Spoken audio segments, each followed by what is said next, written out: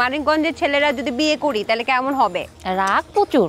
পেহলি খাবার মে ऐसा জাদু কর দিয়া। আপু আপু ডাকলে নিরাশ হইও না, আড়ালে তার সূর্য হাসে। তো বরিশালের মেয়েরা নাকি কাঁচা দিয়া শাশুড়ির সাথে ঝগড়া করে, এটা কি সত্যি? ঝগড়া করে যাবা একবার দুইবার তিনবার আমি মুখ খুলবই।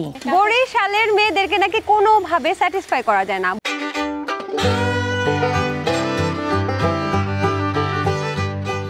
দর্শক, কচুরলতি আমার অনেক প্রিয়, সাথে চিংড়ি মাছ সেটাও প্রিয়, আর সাথে যদি একটু সরিষা বাটা হয় জমে ক্ষীর। দর্শক, চলে এসেছি মানিকগঞ্জে, এবং ঢাকার খুব কাছাকাছি মানিকগঞ্জ জেলা কিন্তু বেশ বিখ্যাত কিসের জন্য বলেন তো? হাজারীগুড়ের জন্য। এবং আমার পাশে আছেন আরেকজন বিখ্যাত মানুষ, মানে এখানকার এই এলাকার বিখ্যাত, তিনি তানিয়া ভাবি। প্রচুর মজা রান্না করে। আমি এসেছি তার বাড়িতে রান্না খেতে। কি রান্না করবো আমি ইতিমধ্যে কিন্তু বলে দিচ্ছি। আজকে রান্না করবো হচ্ছে কচুরলতি আর হচ্ছে এই সরিষা দিয়ে চিংড়ি। কি কি লাগবে আগে বলো তো ভাবি। প্রথমে তেল দিব আমরা। ভাবি, জি, তোমার হাতের রান্না নাকি অনেক মজা, এখানকার সবাই বললো। হ্যাঁ বলে তো। কে কে বলে তোমাকে? আমার হাজবেন্ড পছন্দ করে, বাড়ির সবাই পছন্দ করে, মাঝে মাঝে পাড়ার মানুষও আসে।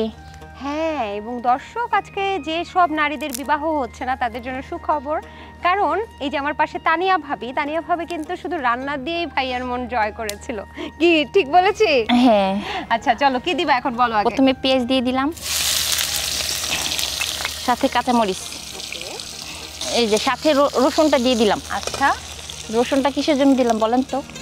কিসের জন্য? এটা হচ্ছে আপনার ওই যে কচু লতিটা। তুমি বইলা ডাক, ওইরকম পর করে দিতেছো কি জন্য? কচুর লতির যেন গলা না ধরে। ও, রসুন দিলে গলা ধরে না? না, রসুন দিলে গলা ধরে না। একটু ভাজা ভাজা হোক, সাথে একটু লবণ দিয়ে দিলাম। এখন সাথে একটু পানি দিয়ে দিই। এখন আমরা চিংড়ি মাছটা দিয়ে দিব ভাজার জন্য। গুড়া চিংড়ি? হ্যাঁ হ্যাঁ, গুড়া চিংড়িতে আপনার মাঝারি সাইজের না? হ্যাঁ, লতিটা মজা হয়। হ্যাঁ, মাথাটা আমরা আবার মাথাটা ফেলি নি, মাথাটা আবার এক্সট্রা বেটে নিছি। হ্যাঁ, বেটে নিছি, ওটা স্বাদ হয় অন্যরকম। দর্শক, বুঝতে পারছেন আমি রান্না করছি পুরোটা, কারণ চিংড়ি দেওয়ার কাজটা যার, তারই হাতের রান্না। ভাবি, তোমার ননদ কয়জন?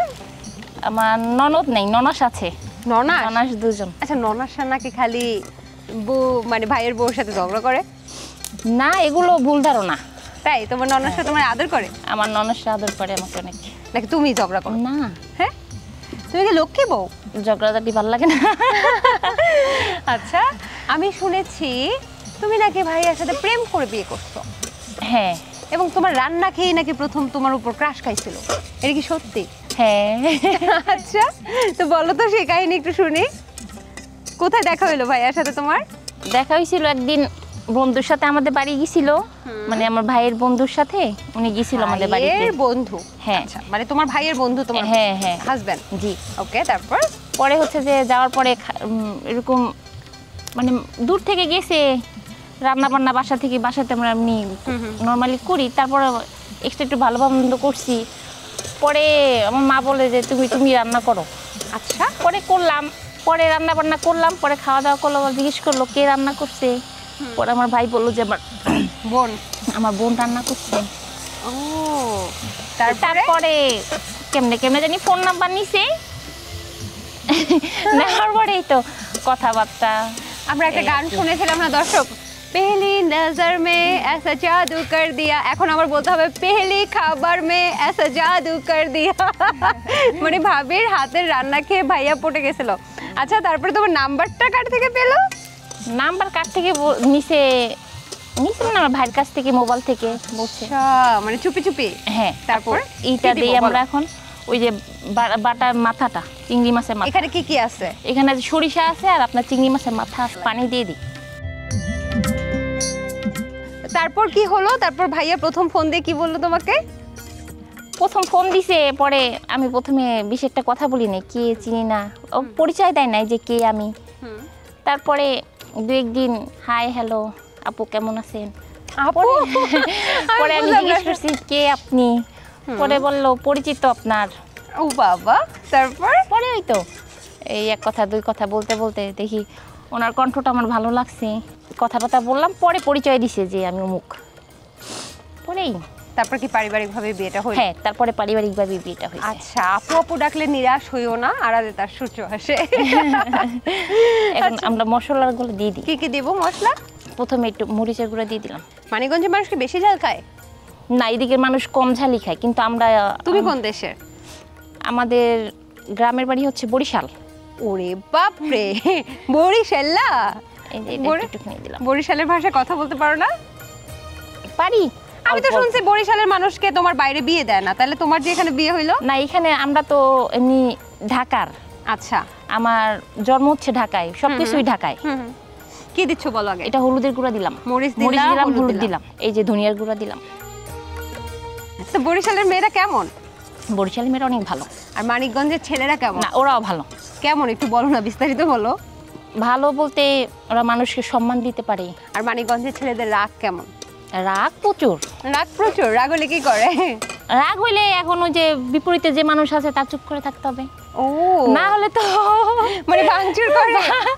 না হলে তো চুরমার শুরিয়ে যাবে। ও আচ্ছা, এই যে কচুর লতি দিয়ে চিংড়ি দিয়ে এই যে সরিষা বাটা খাওয়াচ্ছ, রানতেছো, এটা তোমার কোন প্রিয় নায়ক বা নায়িকাকে খাওয়াইতে চাও বলো? সাকিব যদি খাইতে চায়, সাকিব ভাই, আপনি দ্রুত মানিকগঞ্জে চলে আসেন। আমার তানিয়া ভাবি আছে, এখানকার নাম করা রাঁধুনি। আপনাকে কিন্তু কচুর লতি দিয়ে সরিষা বাটা দিয়ে এই যে চিংড়ি একদম রেঁধে হাতে তুলে খাওয়াবা? না, পাতায় তুলে খাওয়াবো। পাতে তুলে খাওয়াবে, হাতে তুলে খাওয়াবে না? হাতে তুলে তাহলে কে খাওয়াবে? খাবে আপু আসবে সাথে। আচ্ছা, হাতে তুলে উপবিশ্বাস খাওয়াবে। ধরো এটা দিয়ে দেই না, কি লাগবে? ওই যে লতিটা দিয়ে দিই আমরা।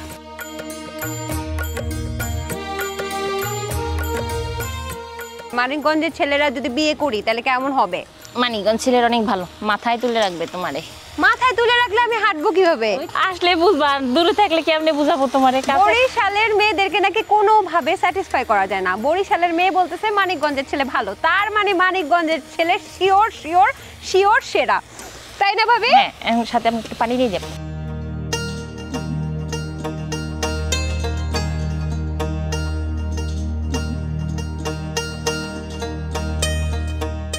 আচ্ছা, তুমি তো বরিশালের মাইয়া মানিকগঞ্জে বিয়া করছো, তো বরিশালের মেয়েরা নাকি কাঁচা দিয়া শাশুড়ির সাথে ঝগড়া করে, এটা কি সত্যি?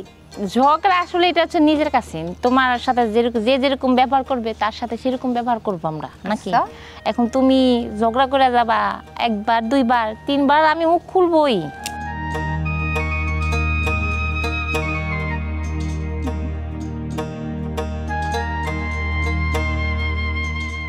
কি গো, তোমার ননাস বলে ভাত দিয়ে যায়? ওই যে আপা নিয়ে আসতেছে ভাত। আপা, ভাত নিয়ে আসছেন? দেন, থ্যাংক ইউ আপা। এই নাও বাবি, তোমার জন্য এইটা, আমার জন্য এইটা।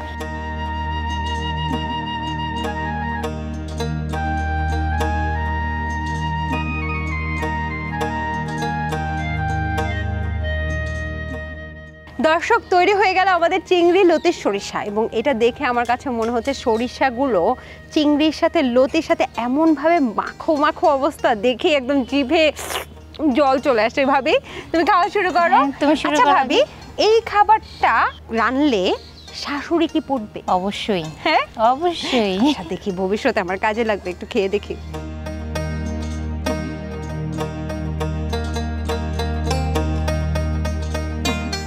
দর্শক, আমি এটা ভাষায় কোনোভাবেই প্রকাশ করতে পারবো না।